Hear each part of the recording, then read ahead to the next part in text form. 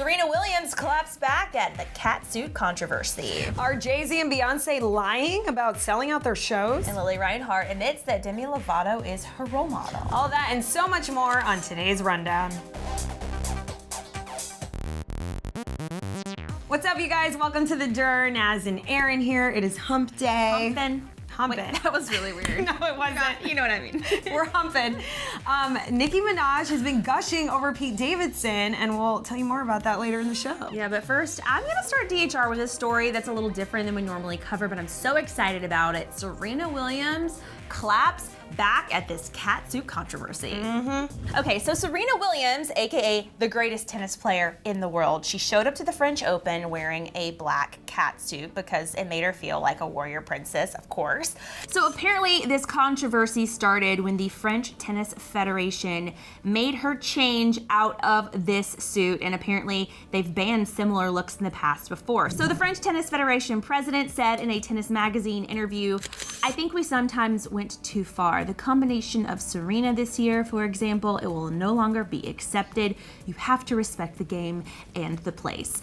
Well, Serena spoke out about this suit, saying that she chose to wear it because she's had a lot of issues with her blood clots since her pregnancy. She said, "God, I don't know how many I've had in the past 12 months. I've been wearing pants in general a lot when I play so I can keep the blood circulation going." So, you know, what do you do when you're Serena Williams, aka friends with Beyonce, aka godmother to Gigi Hadid, and aka all-around power force? Well, you wear another outfit to the US Open that causes even more headlines. So Serena showed up on the court wearing a black tutu and went on to win in straight sets. So the tutu is a part of Nike's new Queen collection, and Twitter had a lot of things to say about Serena's tutu, with one user summing it all up by saying, "Aspire to be as badass as Serena Williams, winning the first round of the US Open in a tutu." I love this story So much. so much. I heard a lot of people supporting the French Tennis Federation in this debate, saying that, you know, it's kind of like a wardrobe expectation for everyone involved. Everyone should be on the same playing field. It is a, not a costume. What am I thinking of? A catsuit?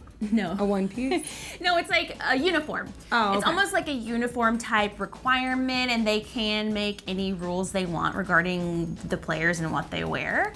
But let's be real, there's nothing offensive about what she was wearing. I mean, I'm so confused as to why they cared in the first place, but I loved that she showed up wearing a freaking tutu, and then at the end when she won, she did like a little ballerina bow.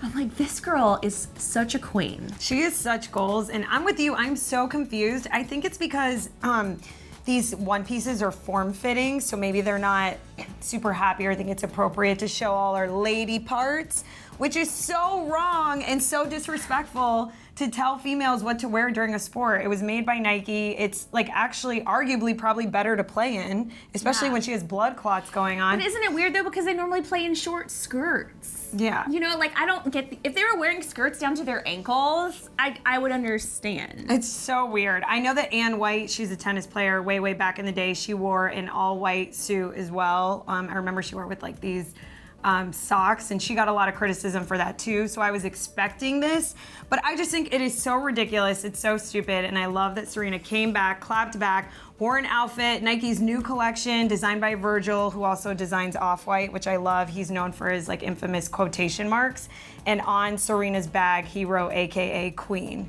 which I thought was really dope. So you go, Serena. Don't conform.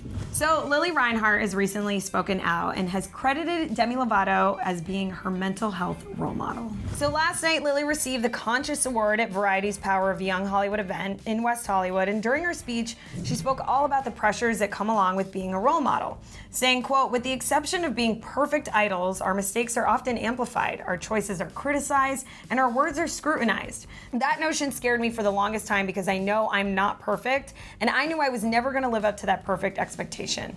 So Lili then went on to share that instead of hiding her imperfections and worrying about living up to a certain standard, she embraces the good and the bad by saying, quote, I wanted to present myself to the world without a filter, and that meant being honest about my own insecurities, my own shortcomings, and my own mistakes. Lili has always been one to be extremely vocal on sensitive topics, and her vulnerability is one of the many reasons why we all look up to her. But that is not all she said. So Variety also did a Q&A with Lili where she revealed that Demi Lovato was actually someone she really looked up to before becoming the star she is today.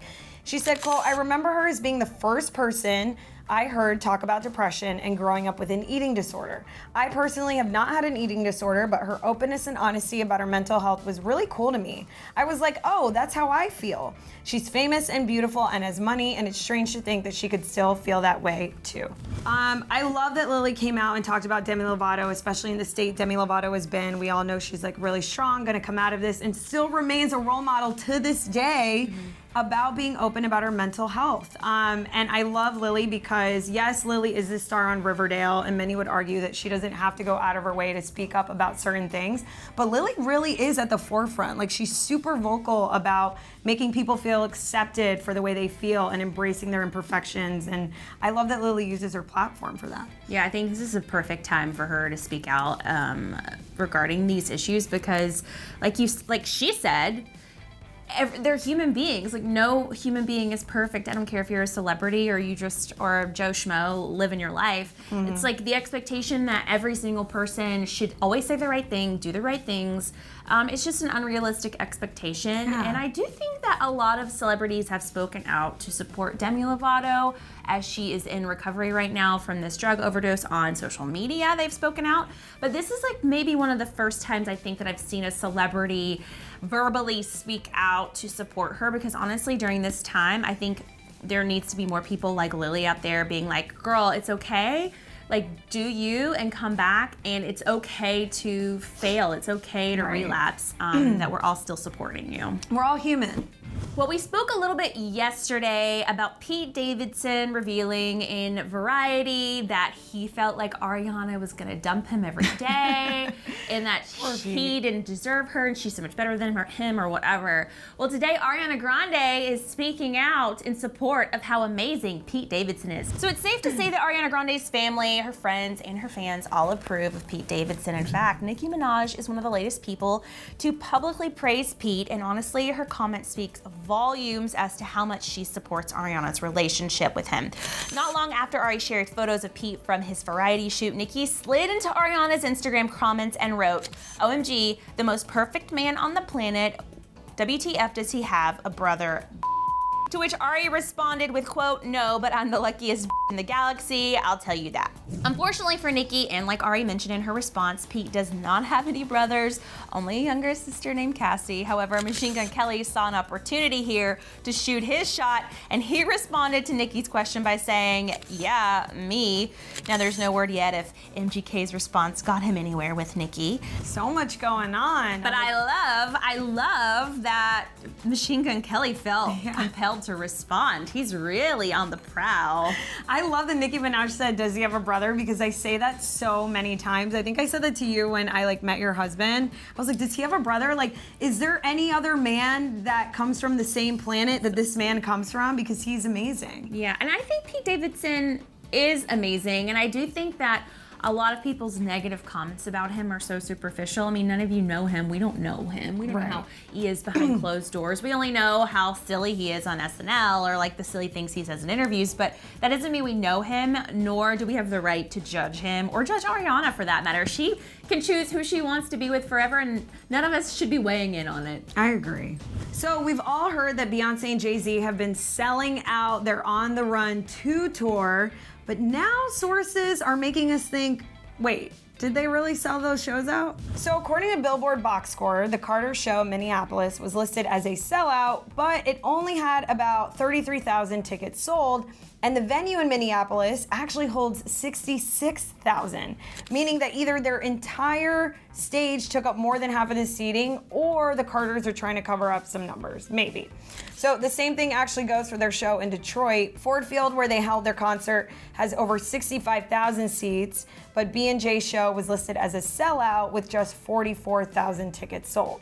So now we can't help but ask ourselves, are Beyonce and Jay-Z trying to cover up these numbers, Erin? I don't know, this is very, very interesting to me. And at first I'd be like, no way, it's Beyonce and Jay-Z. Of course they can sell out. But after what happened with Nicki Minaj very, very recently, who had to cancel her tour because of record low ticket sales. Ooh, when the way you just said that just stung. Ooh, I mean, this is Nicki Minaj, you guys. She had to cancel her tour because they didn't sell enough tickets.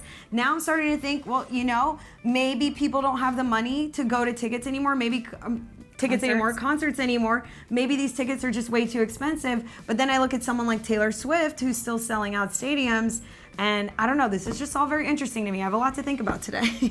Yeah, me too. Well, when you said it's Jay-Z and Beyonce, I'm like, yeah, it's Jay-Z and Beyonce. They're very powerful. They have the best publicists in the game. They probably spend more money on that than they do on anything else. And I think it's important. Perception is reality in Hollywood, unfortunately, because we all buy into the perception, even though it may not be real. So I would not be surprised if this is the case. Because, you know, when you're Beyonce, you're at the top. You're at the top of the music biz. The whole industry looks to you to set the bar.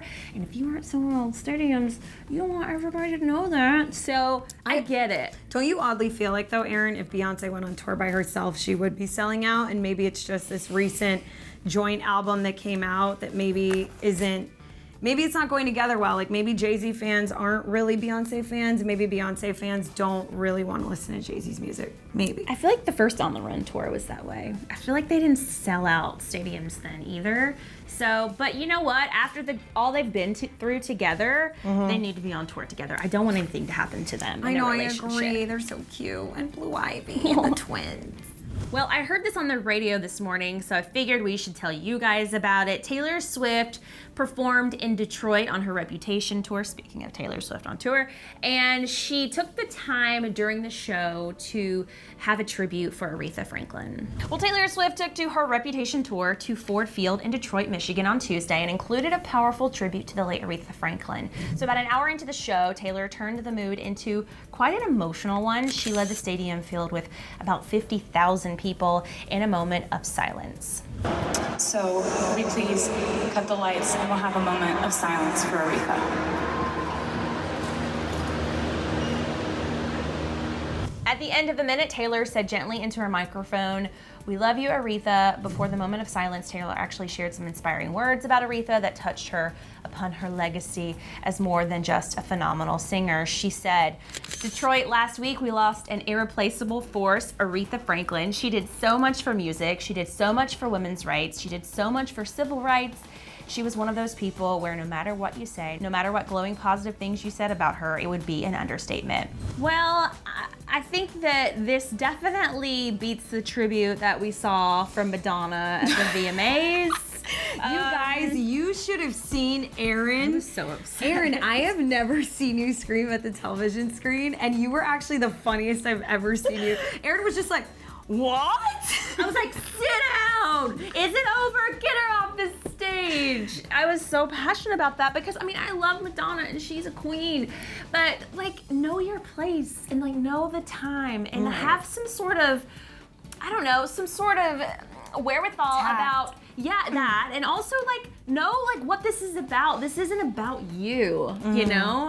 I hope, like, maybe someone like Taylor Swift does her tribute when she goes one day and sits up there and talks about herself the whole time. No, I don't hope that actually. But anyway, I thought this was really sweet. I feel like when Aretha passed, it really hit me hard. I know a lot of celebrities we've lost this year, but when I found out that Aretha was no longer on this planet, it really made me sad.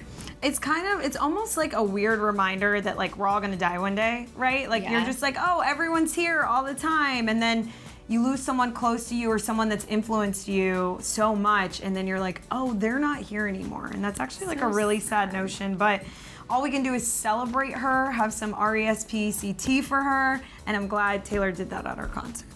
All right, guys, it is the end of the dirt, and Aaron and I got some questions for you guys. We really want to know what you think of this whole Beyonce, Jay-Z ticket sales thing. Do you think they're covering something up, or do you think they're actually selling out? Let us know in the comment section below. Yeah, and also, this Serena Williams story is so good. What do you guys think of her tutu outfit? And do you think she should have been able to wear a pantsuit if she wanted to playing tennis? Let us know in the comments. Also, you guys subscribe to our channel. Yes. And we'll see you back here tomorrow. Bye-bye. All right, yesterday we talked about Noah Centineo doing a shirtless apology from an Instagram hack. I die. And it's over there, so click that box. You guys better click it. You're going to want to see that. And before you go, don't forget to subscribe. Yeah.